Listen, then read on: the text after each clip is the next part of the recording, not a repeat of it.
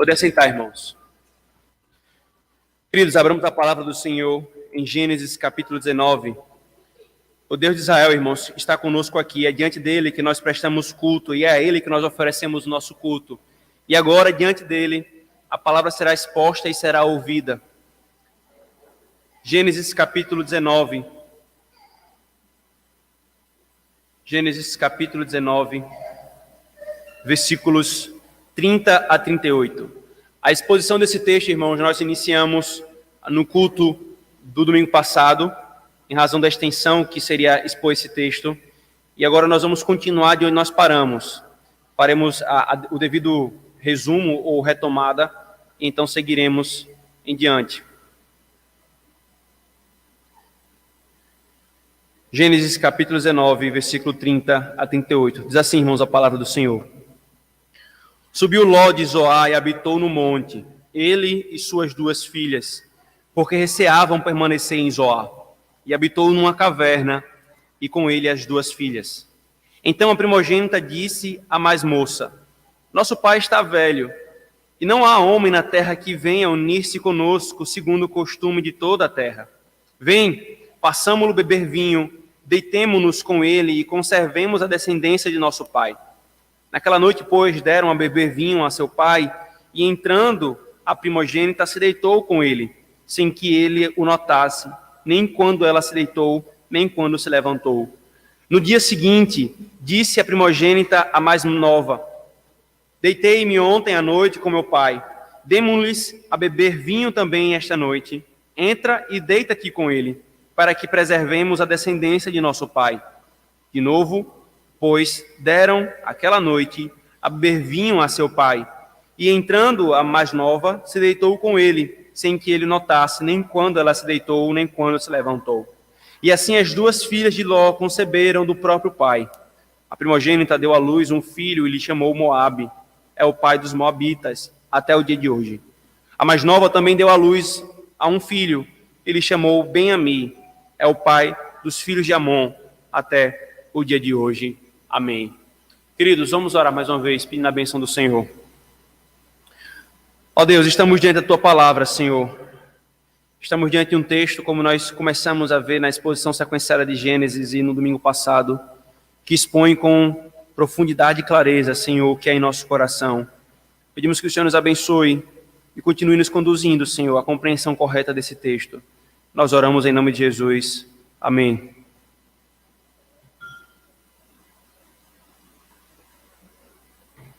Queridos, nós iniciamos a exposição desse texto, como foi dito no domingo passado, e nós vimos que o Gênesis capítulo 19, versículo 30, é o desfechar da narrativa que conta a situação da condenação de Sodoma e Gomorra e dos únicos habitantes que foram salvos, que permaneceram vivos diante daquele juízo. Esses únicos habitantes foram a família de Ló. E nós vimos, irmãos, que esse texto, ele mostra com muita clareza algumas verdades, como, por exemplo, a obstinação de Ló, a teimosia dele, onde ele foi conduzido por causa disso, e nós vimos as consequências de decisões que estamos vendo isso na verdade, as consequências das decisões que não são tomadas pela fé, ou seja, norteadas pela palavra do Senhor. Elas vêm e Ló as está experimentando. Então nós vimos primeiramente a teimosia de Ló e as consequências disso, e nós vimos também um ponto importante dessa narrativa, que é o que está por trás, norteando toda essa desgraça que nós acabamos de ler aqui, irmãos. Uma história estarrecedora, que nos choca quando nós chegamos nela, o que essas filhas fizeram com seu pai. O que é que está por trás? E nós vimos que o que está por trás é a questão do coração governado pelos desejos. Coração governados pelo desejo. Agora, irmãos, nós seguiremos vendo ainda algumas implicações, algumas consequências morais. Lembramos que essa foi a estrutura do texto que nós dividimos. Nós íamos ver primeiro as consequências morais do pecado de Ló, e nós vamos ver as consequências espirituais. O ponto principal da narrativa é a consequência espiritual. As consequências morais, elas estão postas como consequências da quebra da lei do Senhor, né? E lembrando do cuidado da moralização, né? de tomarmos de uma forma moralista a narrativa, ainda assim, ela nos ensina padrões de moral, padrões que estão em acordo ou em desacordo com a lei do Senhor. E nós vamos ver agora, então, irmãos, a terceira consequência moral na vida dessa família, na vida de Ló, que é a proposta e as ideias das filhas de Ló refletem Sodoma e Gomorra. O que está acontecendo aqui, irmãos, sim, é ações de um coração que está governado por desejos idólatras. O desejo de ser mãe é um desejo moralmente bom, mas a partir do momento que ele foi tomado como um rei no coração dessas meninas, dessas mulheres, ele exigiu obediência como um falso Deus, um desejo idólatra. Mas há uma outra coisa aqui por trás, irmãos, que também é uma consequência moral das decisões de Ló e que nos chama muita atenção, irmãos. A decisão delas, a escolha delas, o padrão de raciocínio das suas ideias reflete a Sodoma e a Gomorra que acabou de ser destruída. Quantos anos, irmãos, eles passaram em Sodoma e Gomorra? Quantos anos não foram que eles ficaram ali depois que eles se apartaram de Abraão? As filhas de Ló, irmãos, lá cresceram, se casariam com homens de lá. Elas foram forjadas na cosmovisão de Sodoma e Gomorra. Tão logo surgiu a oportunidade, eis que surge no coração delas uma ideia à lá Sodoma e Gomorra. Filhas terem relações com seu próprio pai.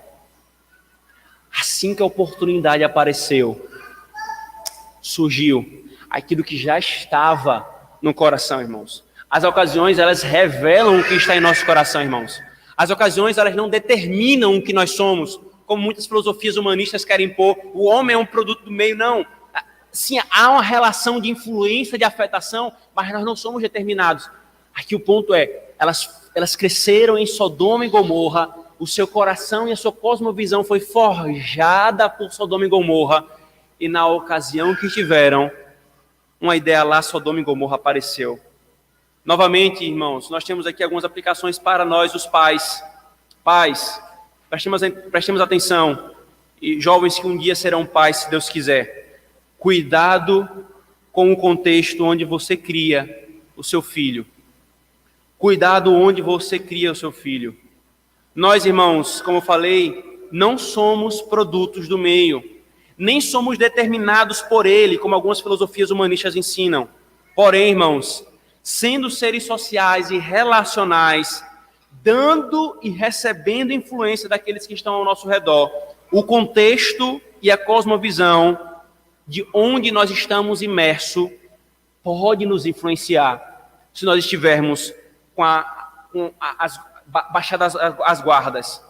Ainda mais, irmãos, quando isso se trata dos anos tenros da idade de um ser humano.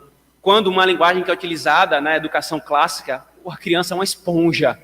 Ela está ali absorvendo aquilo que está sendo ensinado. O coração dela já está expressando a sua própria pecaminosidade, mas ela está aprendendo maneiras de expressar esse pecado pelo seu contexto, pelo ambiente que está formando a sua cosmovisão, a sua visão de mundo. Muito perigoso, irmãos, é esse momento. Por exemplo, Paulo diz em 1 Coríntios 15, 33, não se deixe enganar, as más companhias corrompem os bons costumes, ou então os constantes alertas que Salomão traz ao seu próprio filho. Filho, não anda com um homem ímpio, porque eles vão querer te conduzir pela impiedade, porque você vai aprender a agir da mesma forma. Queridos, nós não podemos pensar que os nossos filhos crescerão em Roma, ao lado de romanos, orientados por César, e serão no final israelitas. Nós não podemos pensar dessa forma, queridos. Quando, irmãos, isso lida diretamente com cosmovisão, com a educação, que não é neutra. Educação, irmãos, não trata simplesmente com disciplinas e matérias como se fosse possível. Veja a inconsistência de algumas posições que às vezes a gente nutre. Não, é só matemática, é só biologia, não está tratando de religião. Irmãos, não tem nenhuma visão da realidade que seja neutra. Ou nós lidamos com a realidade de uma forma que condiga com o Criador da realidade, ou nós lidamos com ela de uma forma apóstata. Não é só matemática, só história. É a história à luz do que Deus diz. Uma teoria da história que não considera, por exemplo, a soberania de Deus, a providência dele, não lida com a história da forma verdadeira.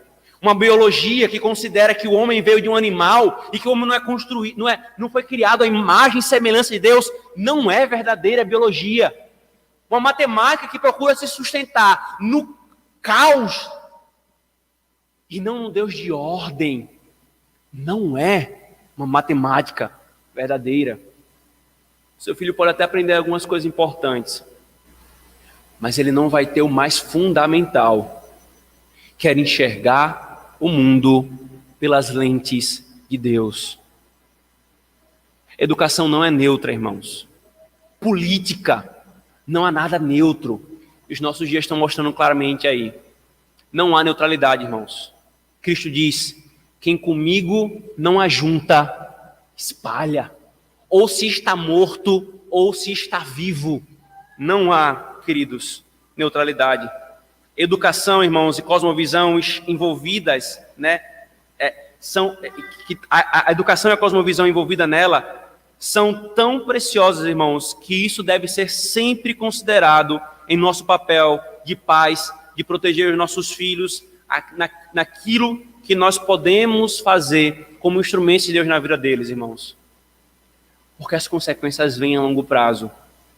Aqui, irmãos, vemos a importância da educação.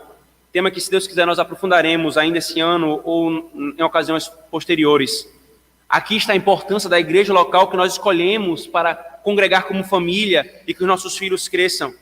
É comum e devido, irmãos. Aqui é interessante isso. É comum e devido que os pais se preocupem com a alimentação dos seus filhos.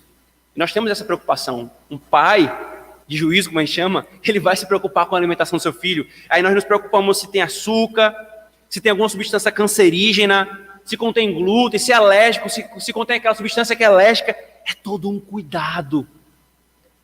Mas, irmãos, quisera o Senhor que nós tivéssemos o mesmo cuidado com a educação e a cosmovisão que está sendo forjada com os nossos filhos, como nós temos com a alimentação. A alimentação, irmãos, faz mal ao corpo. Mas cosmovisão, irmãos, destrói almas. Destrói almas, queridos. As lutas que nós estamos travando, irmãos, no meio de crentes professos em nossos dias, mostra isso, queridos. As consequências de ser educado em Roma, sob César. E quando são chamados a pensar como israelitas, o que é que se encontra? Rebelião, rebeldia e revolta, novamente, colocando-se lado a lado com aqueles que odeiam a Cristo. O que é isso? Onde começou isso? Começou sendo forjado, vivendo em Sodoma e Gomorra, mas não guardando o coração da cosmovisão de Sodoma e Gomorra. E no momento que a pressão vem, como é que se posiciona? Como israelitas? Não, como romanos. Como sodomitas. Não é, irmão, simplesmente uma questão de hermenêutica, de clareza, de inteligência, não, irmãos. É uma questão de cosmovisão, de visão de mundo, é uma questão de coração. É uma questão de coração. Não permitamos, pais, que Sodoma entre no coração e na alma de nossos filhos. Olhemos para o nosso próprio coração, porque nós é que conduziremos os nossos filhos nessa caminhada, irmãos. No que for nossa responsabilidade, não permitamos isso. Ló permitiu que isso ocorresse. Ele pavimentou o caminho para isso ao conduzir a sua família fora dos padrões da fé. Ao invés de contentar-se ser um pouquinho mais pobre, mesmo que ele tivesse que dividir o pasto com Abraão e continuar ali com a família da fé, a família que havia recebido a promessa, ele preferiu ir habitar nas campinas próximos a Sodoma e Gomorra, e cada vez foi se aproximando e morando lá. Ele conduziu a família dele assim. E agora, as consequências amargas de criar a família dessa forma estão sendo colhidas. Isso é muito sério, irmãos. Isso é um grande alerta para nós. Veja, as filhas de Ló cresceram em Sodoma, preparadas e dispostas a viverem em Sodoma, casada com homens de Sodoma. Agora, fora de Sodoma, agem como Sodoma. Veja só. Saíram de Sodoma, mas Sodoma não saiu delas. E aqui vem uma verdade importante para nós, irmãos. É mais fácil você tirar alguém de Sodoma do que tirar Sodoma de alguém. Por isso, protejamos, irmãos, o coração dos nossos filhos. Tudo mostra isso, irmãos. Devemos ensinar e pregar o evangelho aos nossos filhos de tal forma que, ainda que vivamos em Sodoma e nós vivemos em Sodoma, os nossos filhos não pensem como cidadãos de Sodoma, mas como cidadãos da Nova Jerusalém. Para que haja uma clara distinção do que é, do qual é o nosso reino, o reino ao qual nós pertencemos. Perceba outra coisa agravante aqui, irmãos, ainda nesse pensamento de Sodoma nelas. Elas sabiam muito bem, irmãos, que elas estavam cometendo um grande pecado. Não é coisa assim, pastor, não, elas podem ter... Não. Não tem atenuante aqui não, irmãos. Elas embriagaram o pai dela porque elas sabiam que elas estavam fazendo algo errado, irmãos. Elas aprenderam a usar pessoas como se usavam em Sodoma. Elas usaram o pai delas. Inclusive como o pai delas tentou fazer com elas mesmas. Lembra? Quando os homens de Sodoma, os homens ímpios, batiam a porta da casa de Ló para proteger os homens que estavam com ele, os anjos, ele oferece as próprias filhas para serem abusadas e violentadas pelos homens da cidade. Elas estão fazendo a mesma coisa. A prática do pai ensinou muito para elas. Pessoas são usadas, pessoas são abusadas. E é isso que nós vamos fazer com você, pai, para ter o que nós queremos. E ainda mais uma prova, irmãos, desse agravamento, desse pecado delas, é que elas deram nome a seus filhos, a partir dos quais todos pudessem saber que eles eram de uma família oriunda de adultério e relações incestuosas, irmãos. Veja, Moabe significa do meu pai em hebraico. Isto é, filho do meu pai. Ben-Ami em hebraico significa filho do meu povo ou filho descendente de meu parente. Ali estava, irmãos, na caverna, uma pequena Sodoma. Sodoma renascia das cinzas. Sodoma renascia das cinzas, irmãos. Portanto, pais, cuidemos daquilo que enche o coração de nossos filhos. Onde ele é educado? Com quem mais ele passa tempo? Com quem ele passa mais tempo? Quem o ensina? Ao que nós estamos expondo os nossos filhos? O presbítero Gullit, ele tem um trocadilho no tocante a sotaque. Qual é o sotaque do seu filho? Se você fala dia e seu filho fala dia, ou se você fala dia e seu filho fala dia, isso é sinal que ele está passando mais tempo ouvindo mais uma pessoa, outra pessoa que não é você. Qual é o sotaque do seu filho? O sotaque do seu filho é da Nova Jerusalém? Ou é o sotaque de Sodoma e Gomorra? Estamos, irmãos, em uma guerra de cosmovisões. Nós não podemos brincar com isso, irmãos. Não é brincadeira, queridos. Quem está em guerra e não age como quem está em guerra será derrotado, será pisoteado e sofrerá as consequências dessa derrota. E as consequências, irmãos, são danosas. A experiência tem mostrado isso. Que o Senhor nos livre, irmãos.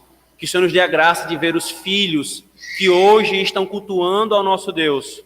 Os filhos que estão conosco, prestando culto ao Senhor como filhos da aliança. Estão aprendendo a cultuar o Senhor. Que Ele nos dê a graça de ver essa igreja sendo continuada exatamente por essa geração de filhos que vão sendo forjados na cosmovisão da Nova Jerusalém, irmãos. E vocês, filhos da aliança, prestem atenção nisso. Preste atenção nos amigos que vocês têm. Preste atenção nos programas que vocês gostam de assistir. Nas pessoas que vocês procuram admirar. A maioria de vocês não tem maturidade para julgar tudo isso. Vocês estão em formação. É tolice. Psicopedagogias que colocam a criança que nada sabe do mundo como determinante da sua formação. É tolice. Vocês estão em formação.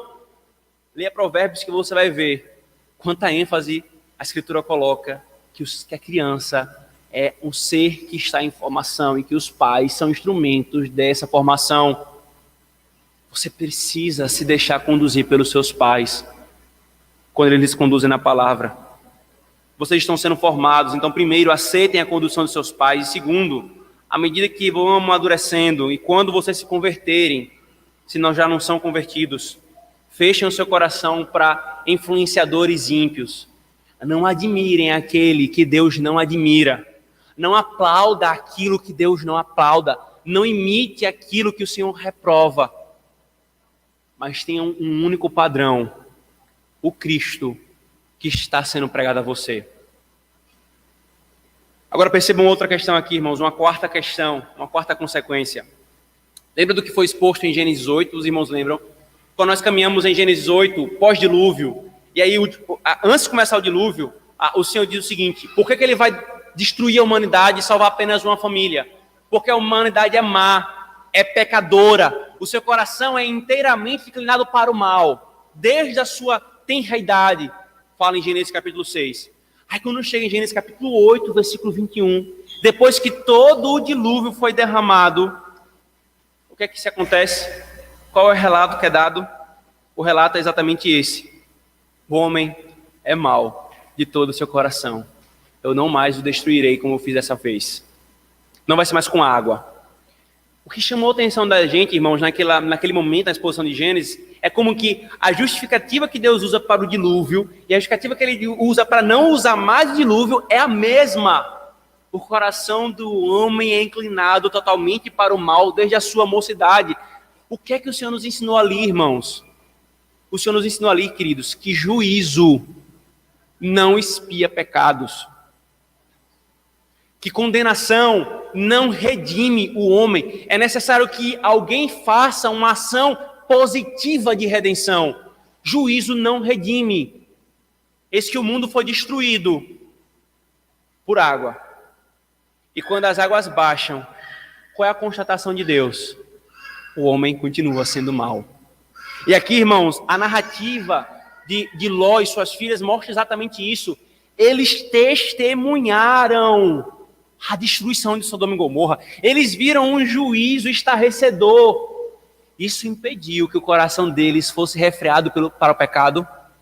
Não, porque juízo não redime pecado. Isso aqui, irmãos, nos mostra muito também sobre como nós temos que conduzir os nossos filhos, não apenas em disciplina positiva, mas apresentando o Evangelho, apresentando o Redentor, não apenas repreendendo o pecado com a lei, mas mostrando o Cristo que caminha para perdoar, o Cristo que nos é dado para perdoar os pecados e para nos capacitar à obediência.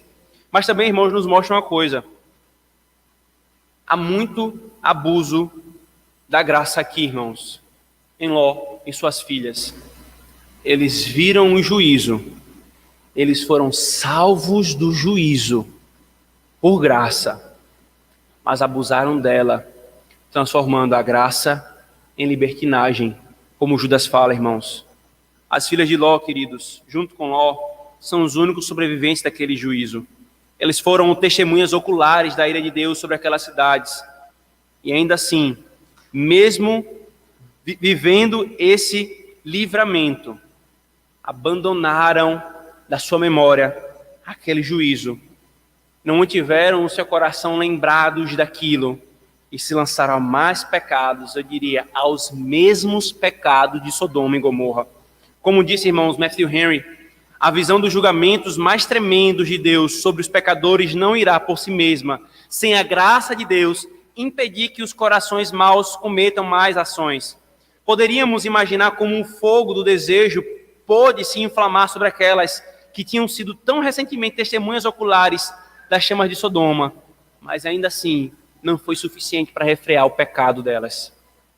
Não foi suficiente, queridos. Olha, irmãos, o que é que nós estamos vivendo nos nossos dias, queridos? O que é que nós estamos vivendo nos nossos dias? O mundo está testemunhando um juízo de Deus. Não, crente, preste atenção nisso. Paremos de ficar olhando a história da humanidade como se simplesmente fosse coisas acontecendo aleatoriamente, irmãos. Não é. Nós temos que ter a visão exatamente como os profetas tinham. Nenhum evento internacional ou individual é aleatório. É o Senhor conduzindo todas as coisas para a consumação da história. E Ele anunciou que até essa consumação, pragas, pestes e epidemias viriam. O mundo está experimentando uma epidemia, uma pandemia, uma praga uma peste. Quantos não são os flagelos sobre a humanidade? Agora, quantos que mesmo vendo isso, continuam obstinados em seu pecado? Quantos que mesmo vendo isso, fazem exatamente aquilo que o Senhor anunciou que seria feito em Apocalipse capítulo 9, mesmo com os flagelos, continuam blasfemando contra Deus? Sabe por quê, irmãos? Porque juízo não expia pecado. Os homens precisam de Cristo, precisam da graça dele, irmãos.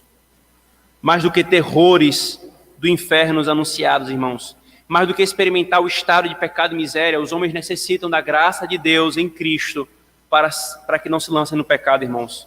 Tais coisas são inúteis, e tolo é o homem que pensa que não será afetado, que será afetado somente por elas. É útil, sim, irmãos, nós falarmos do inferno. É útil, faz parte da pregação do Evangelho anunciar os juízos, mas isso não é suficiente. Se Cristo não for apresentado, irmãos, não haverá saída. Ainda, queridos, essa narrativa também nos ensina um alerta. Os que são melhores homens, quando Deus os deixa à sua própria conta, eles caem nas armadilhas de Satanás.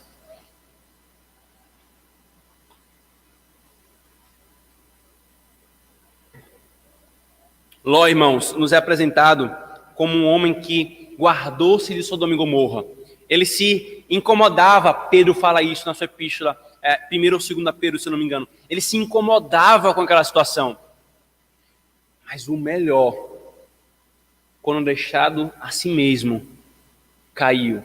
E caiu aqui 2 vezes, irmãos, da mesma forma. Primeiro, sua filha mais velha o embriagou e ele caiu. Não vigiou novamente, embriagou-se e novamente caiu. O mesmo caminho, o mesmo pecado, os mesmos meios para o mesmo fim. Ló, irmãos, curiosamente, Cristo tem o controle da vida dele, escolhendo o que era melhor aos seus próprios olhos. E ele perdeu o controle da vida dela. As suas filhas tinham controle sobre o seu corpo. Foi embriagado. Ele não é menos culpado por causa disso, irmãos, muito pelo contrário. Nós devemos estar atentos, irmãos. Muitas vezes, queridos, a primeira entrega a um pecado consciente é o passo para uma ladeira vertiginosa. A primeira entrega a um pecado consciente não vai parar ali, irmãos. Ele vai demandar mais e mais e mais. Como Calvino disse, é quase impossível que aqueles que uma vez são entorpecidos pela doçura enganosa do pecado se percam totalmente nos vícios. Portanto, os homens devem estar sempre vigilantes contra os estímulos para o pecado, como sendo males mortais. E os homens devem temer cada lisonjeira tentação como um próprio veneno. Ó, irmãos, como eu falei, quando estava em Sodoma, era casto e santificado. Mas agora, irmãos, quando estava fora de Sodoma, porque ele baixou a vigilância, estava aqui sendo abusado, embriagando-se, se deixando embriagar e tendo relações com suas próprias filhas. Por isso, irmãos, através dessa história, o Senhor nos admoesta a vigilância. Nós devemos estar atentos e vigilantes contra o pecado, irmãos. Isso nos ensina também, irmãos, que nenhum monte pode nos colocar a salvo das tentações. Veja, Ló estava isolado. Ló estava no deserto, numa caverna, só ele e suas filhas. E aqui, novamente, irmãos, vem a tolice de se agarrar a coisas externalistas, como se isso fosse afetar o nosso próprio coração. Não é um retiro espiritual, você ficar no deserto, como os eremitas faziam, martirizando o seu próprio corpo, que vai mortificar o pecado. Feche as portas de tudo que tem ao seu redor. Você tem um inimigo dentro de você. Se isole no monte, e lá vai estar um traidor dentro do seu próprio coração. Isso não é o caminho da luta contra o pecado, irmãos. Sim, faz parte da luta contra o pecado nós fugirmos das ocasiões externas, mas não é isso que nos garante a vitória. É a mortificação do pecado no nosso coração, porque é dele que vem todas essas coisas, irmãos. Mude situação, mude contexto, e lá vai estar a mesma coisa. Pensar, irmãos, que a mudança de situação mudaria, resolveria o nosso problema, irmãos, é engano. É engano. Daqui a pouco a situação muda. Melhorou aquilo que parecia ser o nosso problema. Mas daqui a pouco nós estamos novamente caindo no mesmo, em pecados mais graves, porque nós não lidamos com a forma correta. Ló estava isolado no monte, irmãos. Isolado numa caverna. E não foi em Sodoma que ele cometeu os piores pecados da vida dele. Foi na caverna. Não foi no meio da promiscuidade. Foi quando só estava ele e as filhas dele, irmãos. Cuidado quando o nosso coração quiser seguir esse caminho. Tentar racionalizar os pecados, achando que eles vão ser mortificados por meios que o Senhor não determinou, irmãos. E ainda, queridos, aqui nós temos uma outra questão, uma sexta implicação. A importância, irmãos, dos mais velhos serem padrão para os mais novos. A ideia impiedosa, irmãos, da filha mais velha, a ideia partiu da filha mais velha, a ideia impiedosa, e influenciou a mais nova. A mais nova não é menos culpada, ela cometeu o pecado. Mas perceba o padrão que o Senhor estabelece na Escritura Sagrada, irmãos. Esse é o fluxo natural e comum. Embora nem sempre ocorra, esse é o fluxo natural e comum. Os mais velhos, por seu tempo de vida, força e experiência, são modelos e comumente são seguidos pelos mais novos. Comumente são seguidos pelos mais novos. Os mais velhos, irmãos, portanto, podem ser encorajadores para a piedade ou para a impiedade. Pedra de tropeço para a piedade ou alavanca para a santidade, irmãos. Você é mais velho? Você é mais velho na sua família? Você é mais velho na sua caminhada cristã, na Igreja de Cristo? Você é mais velho na sociedade civil? Então, preste atenção, querido. Nos é requerido que sejamos exemplos e influência para a piedade daqueles que nas nossas respectivas esferas são mais novos. São mais novos. Quão vexatório, irmãos, é a situação de muitos velhos que são pedra de tropeço para os mais novos. Que o Senhor nos livre disso, irmãos. Que sejamos, pela graça dele, encorajadores para a piedade àqueles novos que vêm estar chegando. Se você é mais velho na caminhada cristã, seja modelo e encorajador para a piedade àqueles que estão novos. Se você está mais tempo nessa igreja local, seja encorajador e modelo para aqueles que estão chegando nessa igreja local. Se você é o filho mais velho, seja modelo para os seus irmãos mais velhos. Porque eles olharão, para os seus irmãos mais novos. Porque eles olharão para o seu exemplo. Não é taxativo, mas você tem responsabilidade. E quão terrível, irmãos, é encontrar nas igrejas por aí afora, que os mais imaturos, teologicamente, na vida, são pessoas mais velhas. Isso é vexatório, irmãos. Que isso não seja encontrado em nós. Que nós caminhemos, irmãos, com maturidade. E por último, irmãos, ainda sobre essas consequências morais, veja o versículo 32 e 33 especificamente. Vem, façamo-lo beber vinho, deitemo-nos com ele e conservemos descendência de nosso pai. Naquela noite, pois, deram a beber vinho a seu pai, e entrando a primogênita, se deitou com ele, sem que ele notasse, nem quando ela se deitou, nem quando se levantou. Queridos, e por último, das consequências morais, o texto ele trata aqui da questão da bebida alcoólica, né? E é uma ocasião da gente fazer novamente uma ponderação útil, importante nos nossos dias sobre essa questão da bebida alcoólica. Algumas versões, o versículo 32 diz, façamo-lo beber vinho. E aí o versículo 33 e 35 enfatiza, deram de beber vinho a seu pai. E aqui é importante aproveitar, irmãos, essa oportunidade, como nós fizemos na narrativa de Noé, e avançarmos rumo à maturidade bíblica quanto a esse ponto. Muitos irmãos, diante de textos como esse, concluem tacitamente que é pecado ingerir bebida alcoólica. Porém, irmãos, não é a reprovação que esse texto nos traz. Em nenhum canto da Escritura Sagrada há algo do tipo, com exceção de pessoas como sacerdotes e nazireus, que eram explicitamente proibidos de ingerir bebida alcoólica por causa de um propósito revelacional. Aqui, irmãos, não é esse o ponto da narrativa.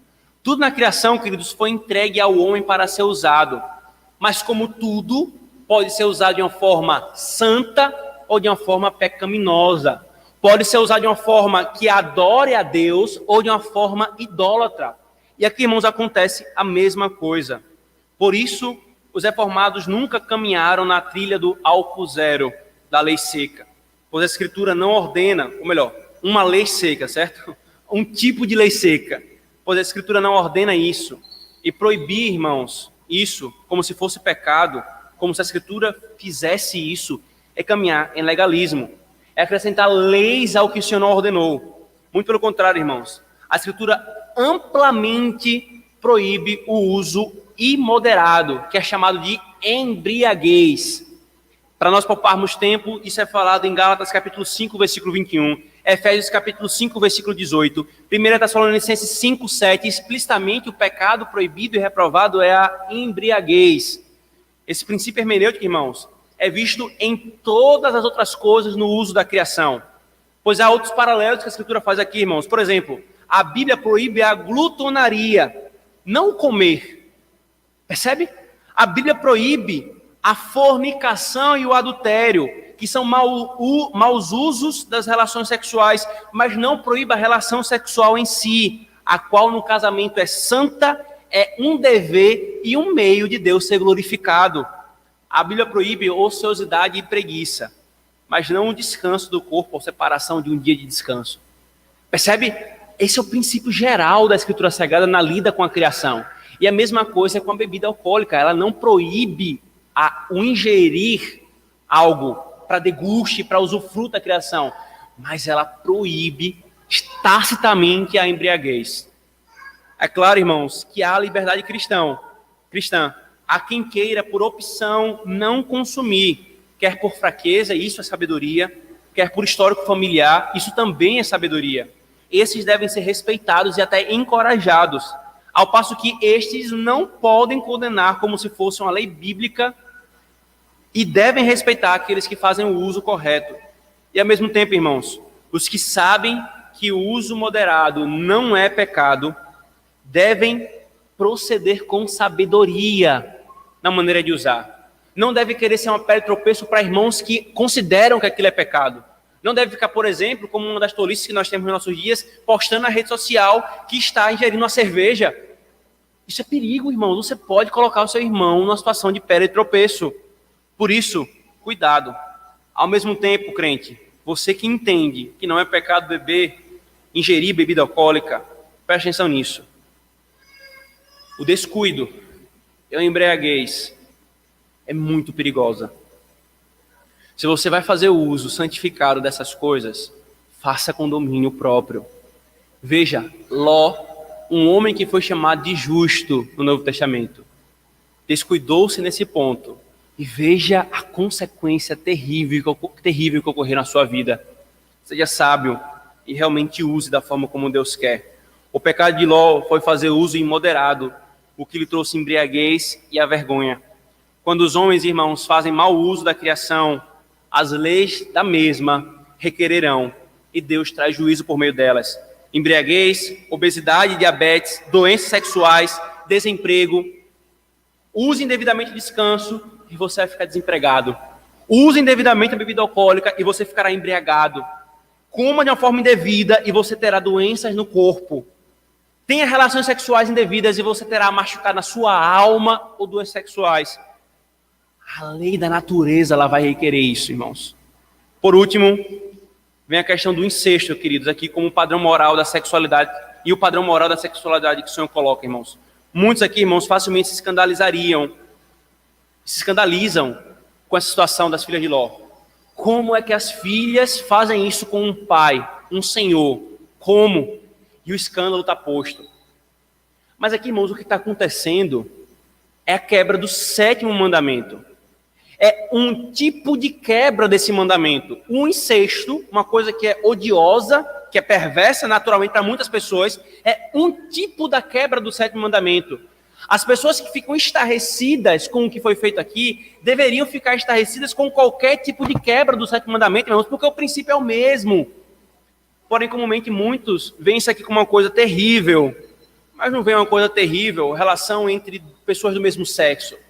Mas não vê como uma coisa terrível, relação pré-marital. Mas não vê como uma coisa terrível, adultério.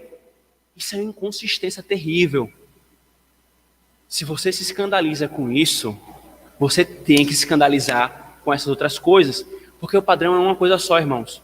Qual é o padrão da lei do Senhor de moralidade, de sexualidade? A relação sexual é uma bênção, é uma dádiva de Deus aos homens para ser usufruída no casamento entre marido e mulher, macho e fêmea.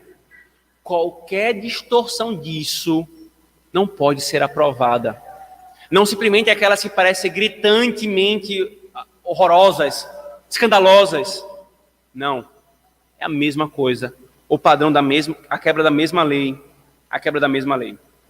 Por isso, irmãos, nós temos algumas aplicações ainda nesse primeiro momento. Primeiro, Ló, irmãos, é chamado de justo em 2 Pedro. Ele é o maior tipo do que nós somos. Somos chamados justos, mas que não somos justos por nossa justiça, porque claramente ficou visto que ele não é justo. Ele mesmo, irmão, se incomodava com a impiedade de Sodoma e Gomorra, mas ele não era perfeito. Ele lutava contra ela na sua própria vida. Nada, irmãos, nada mais nos é falado sobre Ló depois dessa narrativa. Esse texto de Gênesis 19 é o último texto que fala de Ló. E ele vai aparecer novamente, algo é falado sobre ele lá em Pedro. Isso, irmãos, deve gerar temor em nosso coração. Temor em nosso coração. Pedro, irmãos, ele cita ele, interpretando quem realmente Ló era. O silêncio da Escritura até 2 Pedro é para nosso temor e nos deixar atentos. Não deixemos a vigilância de lado. A fala final em Pedro é para nos dar esperança e consolo. Apesar das fraquezas de Ló, ele ainda era chamado de justo. Apesar das suas fraquezas, irmão, apesar das decisões que você tomou, cujas consequências foram sérias e graves, se você está em Cristo, você pode ser chamado de justo. Não é o fim. Não é o fim se nós estamos em Cristo, irmãos. E segunda aplicação, o pecado, querido, gera um efeito dominó. O pecado de ser guiado pela vista, tomaram a decisão sem considerar a promessa. Um pecado que considera mais as vantagens carnais do que as vantagens da promessa de Deus, levou a se aproximar de Sodoma e Gomorra, que depois levou a perder tudo e habitar nas proximidades ímpias de Sodoma, e chegou onde chegou. Cuidado, queridos. Cuidado. Porém, irmãos, a narrativa não acaba aqui. Essa história não acaba aqui e vem o principal ponto dessa narrativa, irmãos, que são as consequências espirituais. Veja, por favor, versículo 36 e 38. E assim as duas filhas de Ló conceberam do próprio pai. A primogênita deu à luz um filho e lhe chamou Moabe, é o pai dos Moabitas, até o dia de hoje. A mais nova também deu à luz a um filho e chamou Ben-Ami, o pai dos filhos de Amon, até o dia de hoje. E aqui, irmãos, vem o efeito dominó, chegando a um ponto que não foi o fim do efeito dominó do pecado. Mas há uma esperança aqui, irmãos. Veja, a pior de todas as consequências, irmãos, foi gerado desse incesto. É a consequência espiritual da filha mais velha, que teve um filho chamado Moabe, vem um povo chamado Moabitas, o texto fala. E da filha mais moça, da filha mais moça, chamado Ben-Ami, vem um povo chamado Amonitas. Irmãos, o fim da decisão de esculpir, de conduzir-se pela sua própria cegueira, foi o legado de Moabe e Amon. Quem são esses, irmãos? Os Moabitas e os Amonitas, irmãos, foram um dos maiores inimigos de Israel, do povo de Deus, durante toda a sua história. E essa é a consequência espiritual, irmãos. Ló e suas filhas legaram povos que eram inimigos do povo de Deus, que eram inimigos do povo do pacto, que foram pedra e tropeço para o pecado de Israel. Irmãos, os maiores pecados de idolatria estavam ligados a quem? Quem foi o povo? Olha as narrativas de idolatria de Israel, em todo o Antigo Testamento, e veja quem eram os povos que estavam ali por trás influenciando eles. Moabitas e Amonitas. Moabitas e Amonitas, irmãos. E por que isso é tão grave, irmãos? Por que é uma consequência espiritual tão séria?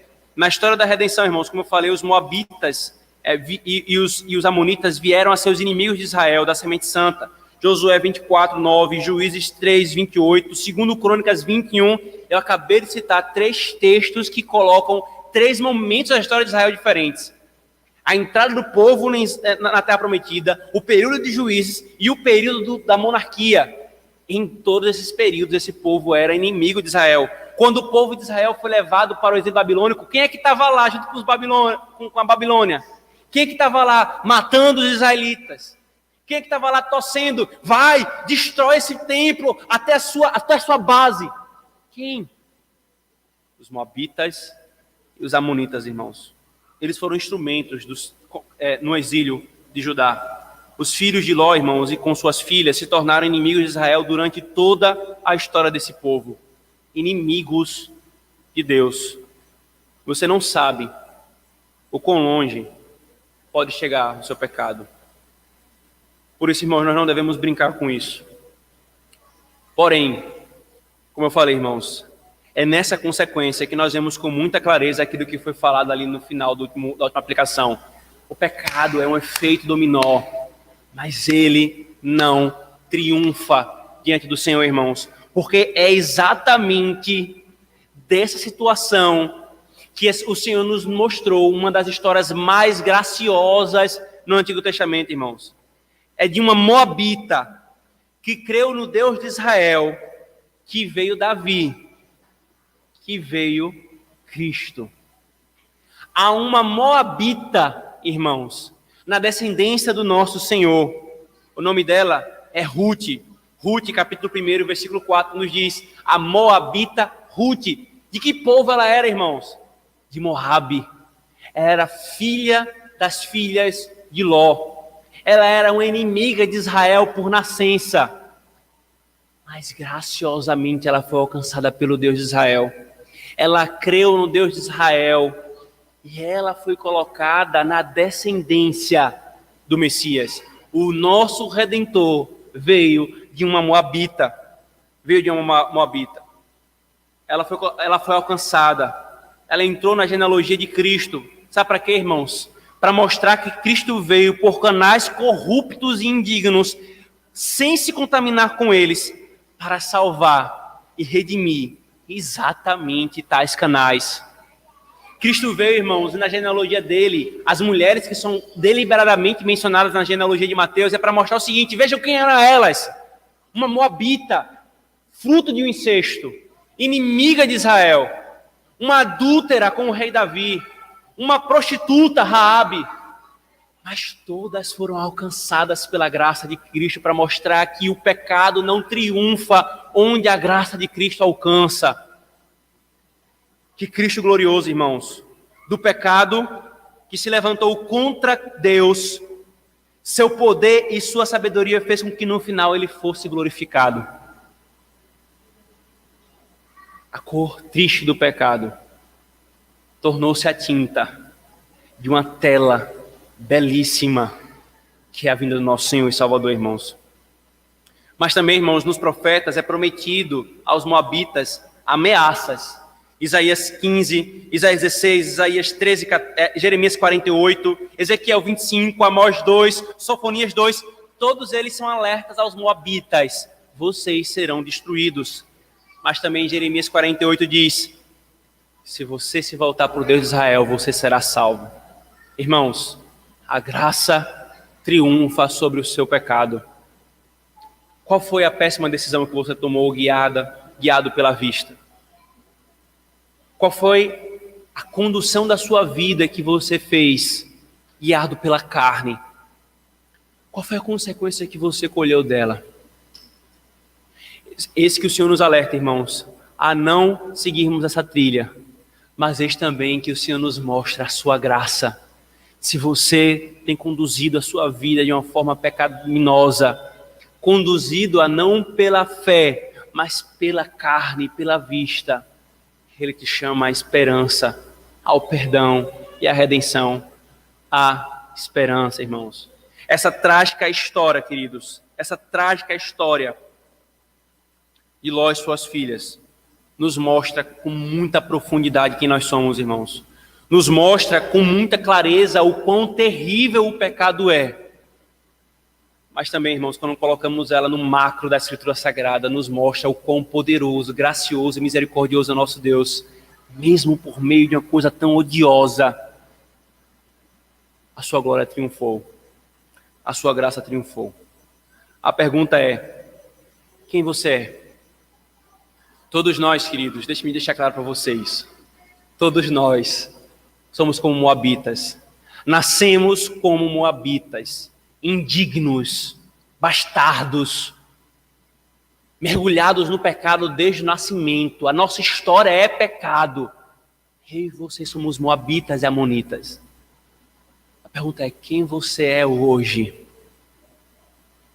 Você ouviu o chamado desse Deus gracioso para que você deixe de ser um moabita e seja um israelita? Ou você continua como moabita? Louvado seja o Senhor, irmãos, que nos expõe quem nós somos, nos mostra a graça que é em Cristo. Amém. Oremos, irmãos.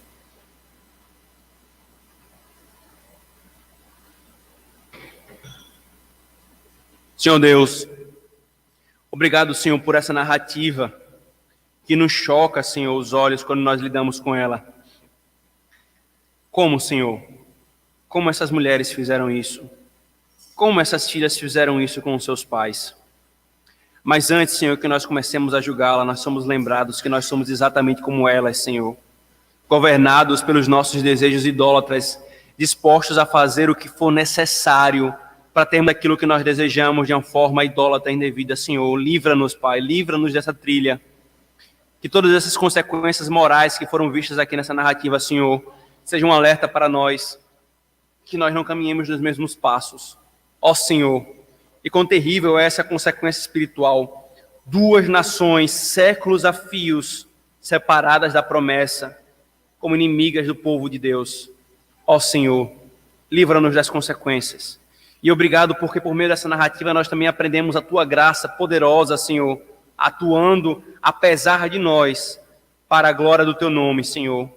Obrigado porque mesmo nascendo como moabitas, o Senhor nos alcançou por Cristo, um Cristo que veio de uma moabita, alcançada por Ti. Que nossos filhos, Senhor, sejam guardados pelo Senhor. Que nós chegamos até o fim nessa caminhada. Nós oramos em nome de Jesus. Amém.